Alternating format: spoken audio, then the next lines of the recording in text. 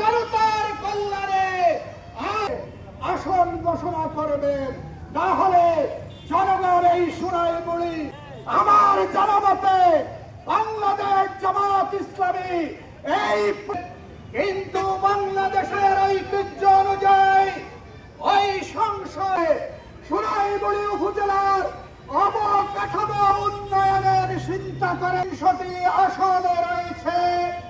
এই আসনগুলোতে যারা আজকের এই মানববন্ধন কর্মসূচি পালন করছে, সংগ্রামী সোনাইমুড়িবাসী,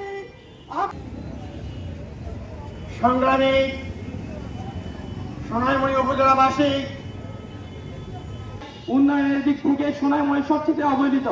এর অন্যতম কারণ হচ্ছে সোনাইমুড়িকে একবার দক্ষিণের দিকে, একবার পূর্ব দিকে, একবার পশ্চিম দিকে ভাগ করে সোনাইমুড়িকে মূলত বিচ্ছিন্ন করে দেওয়া হচ্ছে। আমরা বলতে চাই, কোন রাজনৈতিক নেতার ইন্ধনে, কোন রাজনৈতিক নেতার তদবিরে সোনাইমুড়িকে যদি আবারও ছিন্ন ভিন্ন করা হয়, তাহলে আমরা ওই রাজনৈতিক নেতা, ওই রাজনৈতিক দলের বিরুদ্ধে আমরা অবস্থান নেব ইনশাআল্লাহ। আগামী দিনে আমাদের এই সোনাইমুড়ি উপজেলা একটি আসনের দাবি বাস্তবায়ন করার লক্ষ্যে আমরা সকলে কাঁধে কাঁধ মিলিয়ে হাতে হাত রেখে ঐক্যবদ্ধ সংগ্রামে ঝাঁপিয়ে পড়ি।